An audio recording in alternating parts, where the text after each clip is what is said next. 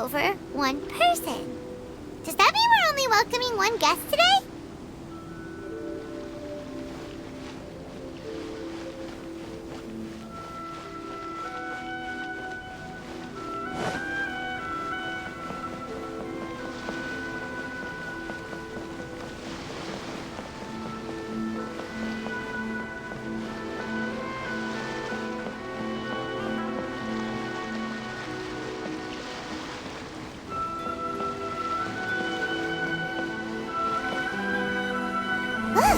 That figure on the wharf!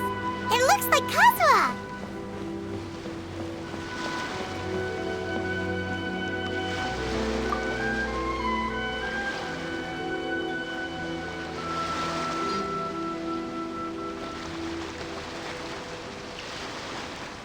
Greetings, traveler in Paimon.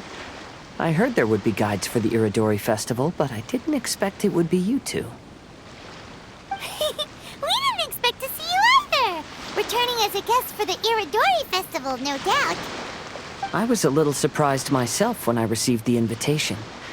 But after wandering the outside world for so long, it's good to have an opportunity to return to my homeland and pay respects to my old friends. Kazuha, when we saw you in the distance just now, you seemed to be looking for something. What happened? Ah, yes.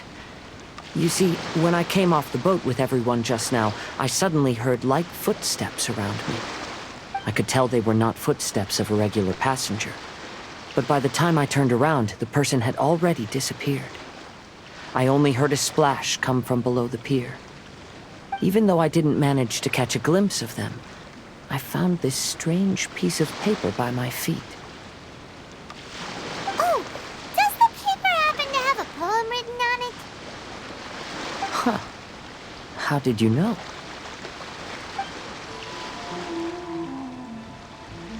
Fascinating. It's almost hard to believe such things could happen. Sure, here it is. Please, have a look.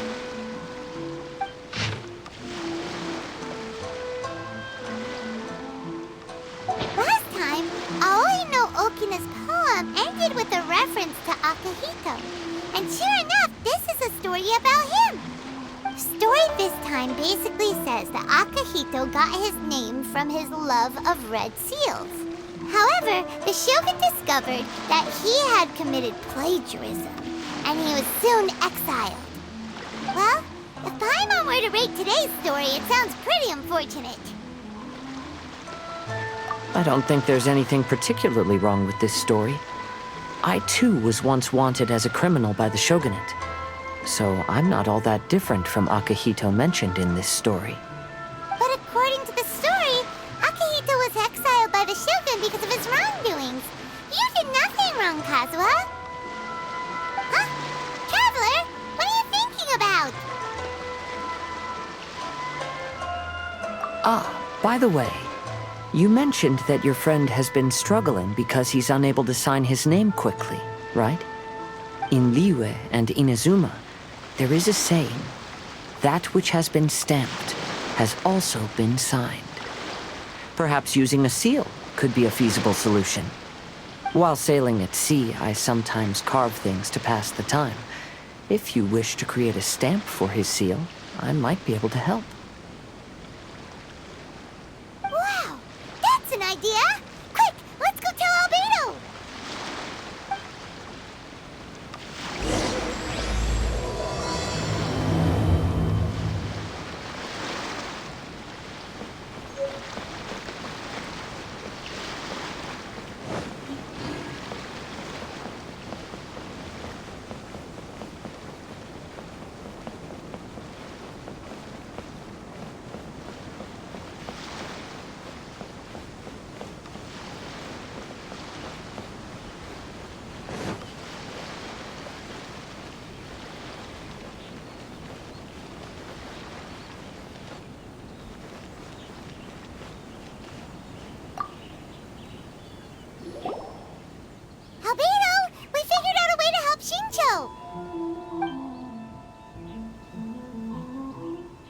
Interesting. A story of the 5 Kasen appears again. and with a timely solution. Stamped seal, huh? Let me think. Indeed, it is an efficient solution. If we use a stamp, then Xingqiu won't have to struggle with his handwriting anymore. However, since Xingqiu's signature has been previously revealed to the readers, it would seem insincere if he only used the stamped seal for his new books. But I have another idea. Using a seal is a part of it, of course. Let's go to Ouya restaurant now to discuss my idea with everyone.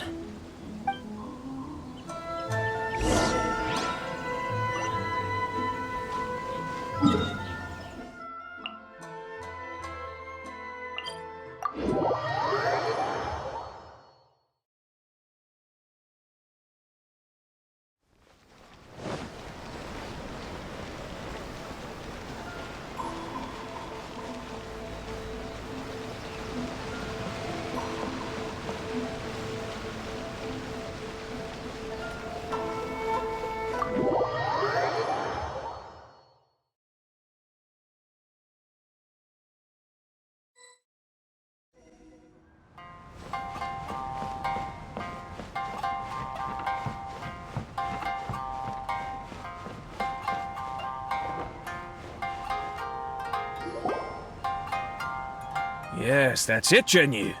Your writing has greatly improved today, which means yesterday's intensive training was effective.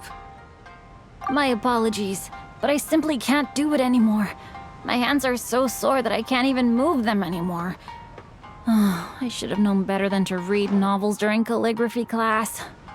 You just had a 10-minute break. Come on, you can do this. When it comes to pushing a deadline, there's no one more brutal than Mr. Hirayama. No wonder Lady Yai would always send the editorial director to handle troublesome authors. Whoa, this is getting scary. It hasn't even been that long and Xingqiu's already zombified. Mr. Hirayama, we found a solution that might just solve our dilemma. In both Liyue and Inazuma, seals are widely used as the equivalents of a signature. If we use a stamp to leave the author's seal on the books, then we could make the signature process a lot easier. Of course, a seal on its own is not enough. So, I propose that each signature consists of two parts. First, we'll use a personalized seal. We can simply carve one using Zhenyu's signature as the design. In addition, I'll also design a simple but elegant pattern that's easy for Zhenyu to write. That way, he will only need to draw a simple pattern on each book. Let me think. Alright, I think that would work. Not only does it still involve the author's own handwriting, but the result should be very beautiful as well. So, what you mean to say is, I've been saved from this predicament? Mr. Hirayama, it suddenly occurred to me that the reason we gave up on live book signings previously was because it would take too long for the author to sign each book. But if we adopted Calx's proposed method, we might have enough time to do signatures at the live event. And if all the authors signed their books in the same fashion, then Zhenyu's signature wouldn't look out of place. If you think it's feasible, I would certainly be happy to design signatures for the other authors as well. Yes, and you may leave carving the stamps to me. In that case, I shall contact the other two authors participating in the new release event. It is a great honor to use a signature designed by Calx. My pen name is quite complicated and isn't suitable for signing events. However, if we implement this new format, then it'll be a dream come true for me as well. Great! Looks like everyone's on board with the idea. I'm sorry to have kept you busy for so long, Zhenyu. Please, take the next few days to have a good rest. We'll handle everything from here. The books that Zhenyu already signed can be used as special prizes in future events held by the Eye Publishing House. We did it! The event is saved! Thanks to everyone's efforts, Onodera and I are finally free of that mess.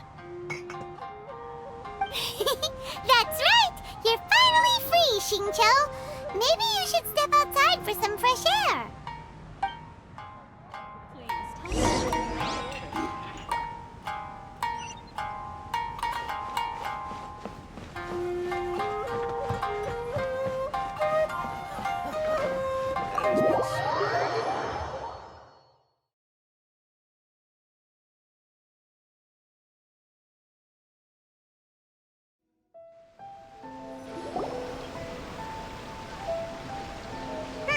We still have some time to burn. Where should we go next?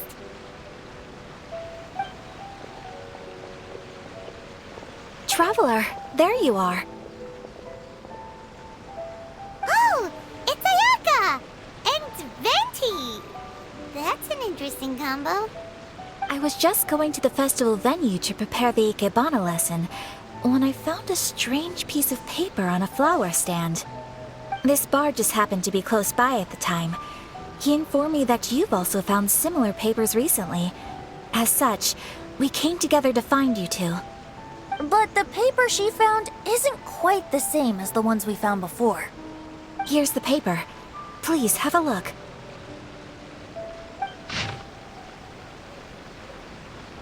Huh. All the poems we found before were roughly the same length. But this one is only 2 lines. And even though there are only 2 short sentences, neither of them are next to the title or centered on the page. The position of the writing seems to indicate that there is other content written on this paper besides these 2 lines. If we take the poem literally, it reads, "Dip this paper in water and see the truth naturally appear." Speaking of which, I have an ancient text at home, specializing in ancient and exotic stories. It mentions a special ink that will show itself when wet and disappear when it's dry. So, shall we give it a whirl? It just so happens that there's a pond nearby.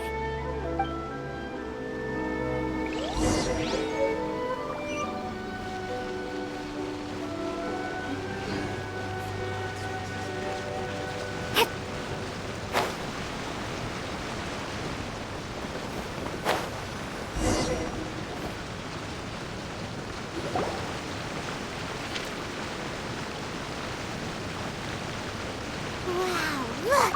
It's really working! More words have appeared on the paper! Let Paimon see what it says.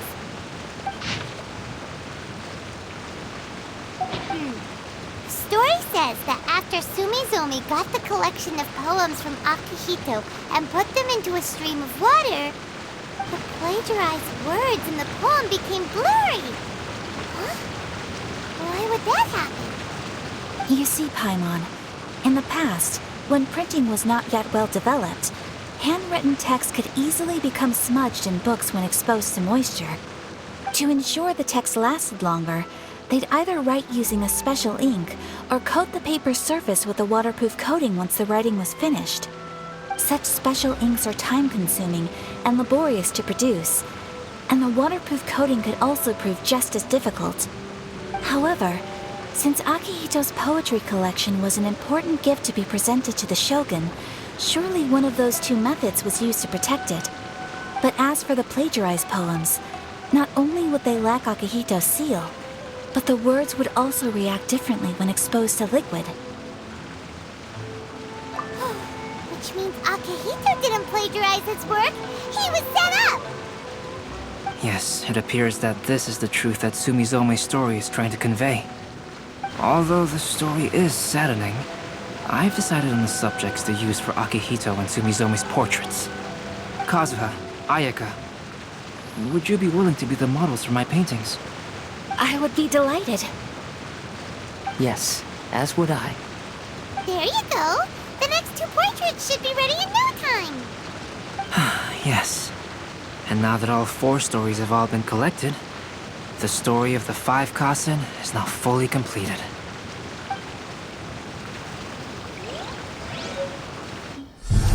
Long ago, Inazuma had 5 legendary poets.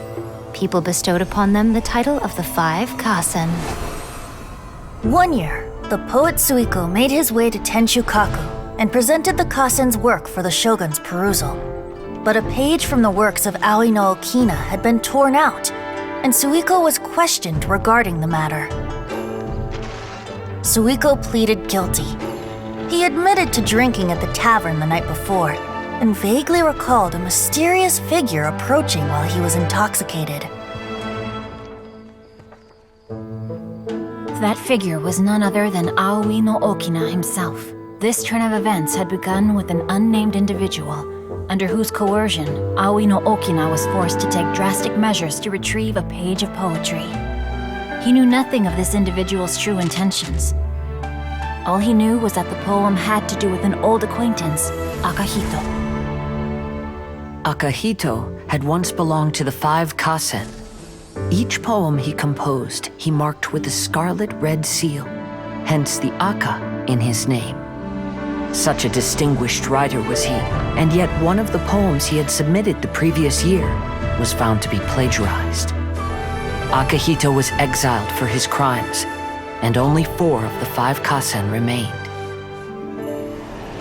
Sumizome went over Akihito's poems and noticed that the plagiarized poem lacked his seal. She immersed his poetry in a stream nearby, and only on the plagiarized poem did the ink run. Aoi no Okina passed by and witnessed Sumizome's doing, which he then recorded in a poem.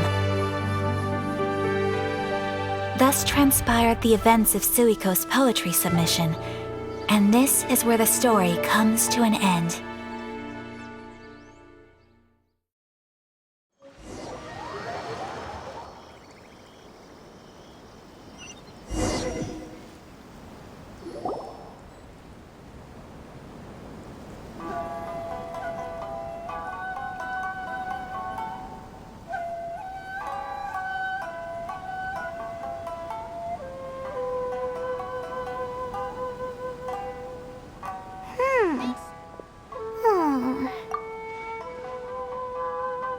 Yeah. Ever since we completed the story of the 5 Kasen, there's still one thing Paimon hasn't been able to figure out. One of the 5 Kasen is called Kuranushi, right? It's just that, how could the story of the 5 Kasen finish without him appearing at all? Oh, have you really not noticed? Huh? Not noticed what? This is no time to be playing games, tone-deaf bard! What he means is that the story of Kuranushi was already embedded within the 4 poems. Huh? Really? That's right. The key lies in the poem that Aoi no Okina wrote after seeing Sumizome rinsing the poetry collection. An average person could never understand the scene of a young girl washing Akahito's poetry collection in a stream. Even Aoi no Okina couldn't figure out the meaning behind Sumizome's actions. He was simply reminiscing and thinking about his old acquaintances. However, for the perpetrator who framed Akahito, it was completely obvious. He was worried that if this poem was seen by the Shogun, then the Shogun could discover the truth behind the plagiarism incident. If that happened, then he'd be finished. So, in desperation, he threatened Aoi no Okina to make him tear out this poem. Which means the one who threatened Aoi no Okina is the same person that framed Akahito. What? Kuranushi? That's right. Though there are only 4 poems, they still managed to tell the complete story of all 5 Kasen. Since the Shogun mentioned in the poems is certainly not the one of the 5 Kasen, the only character left is the mysterious one with an unknown identity. Oh, okay.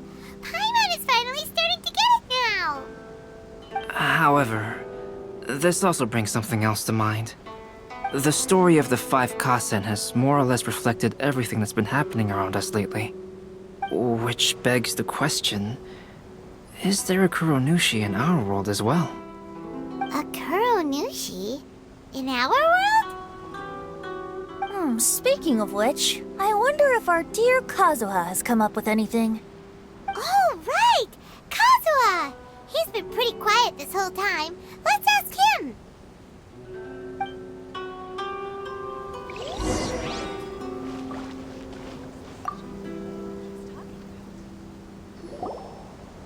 Hey, Kazuha! Are you okay? You've been standing in front of this blank canvas for a while, and you don't look so good. Apologies for making a wild assumption, but has the story of the 5 Kasen reminded you of anything? Yes. A few things did come to mind, actually. However, they were nothing more than some past incidents regarding my family. I don't mind sharing the stories, but I'd prefer not to bring you any more trouble. Hey, we're all friends here, Kazuha. You can always tell us whatever's on your mind. Kaidehara, please forgive my assumption, but perhaps you were thinking of the Raiden Gokuden? The Raiden Gokuden? What's that? It appears that Miss Kamisato and I were thinking of the same thing. But it also has much to do with the Yashiro Commission. It would be improper to speak of it here without the consent of Miss Kamisato. It's fine. Those of us here are all trustworthy, so there isn't any harm in it. However, this matter is somewhat complicated and may be difficult to explain. Let me start with the Raiden Gokuden. As you all know, the Yashiro Commission's primary purpose is managing ceremonial and cultural affairs, and Inazuma's art of forging swords is a very important part of our culture. The Raiden Gokuden were once the top 5 schools of the forging art in Inazuma. Although these families were swordsmiths by craft, they also held many important positions in the Yashiro Commission. Unfortunately, of the 5, only the Amenoma art still maintains its artisan lineage. The descendants of the Ishin art are also still alive, but the craft has been lost to time. The descendants of the Ishin art are none other than the Kaidehara family. Whoa! We knew Kazuha came from a noble family, but we had no idea about his connection to the Yashiro Commission and sword making. Yes, but that's all part of the past now. The Ishin art was lost with my great-grandfather's generation. My grandfather was dissatisfied with my great-grandfather's lack of effort. When he was young, my grandfather traveled all over Teyvat to find a way to revive the family business. But it was to no avail. And in my generation, our last remaining family property was lost as well. I heard my elder brother mention that the decline of the Raiden Gokuden happened very rapidly. In the span of a few decades, 3 of the families suffered various misfortunes and disappeared completely. Later, there was speculation that all of these misfortunes stemmed from some background machinations, meaning that someone wanted to wipe out the Raiden Gokuden. However, since not every family of the Raiden Gokuden came to ruin, such explanations were treated as nothing more than a conspiracy theory. Indeed. I've also believed such ideas were just theories and rumors. However, I know that a major incident happened to my great-grandfather when he was young. Not only did it affect the Kaedehara clan, but it nearly jeopardized the Kamisato clan's position in the Yashiro Commission as well. After reading the story of the 5 Kasen, I can't help but feel like it's pointing me toward the truth behind that incident. What exactly happened to your great-grandfather, Kazuha? I still can't say. I need to speak with someone to verify the details. Let's meet here again at noon tomorrow. I will tell you everything I know then.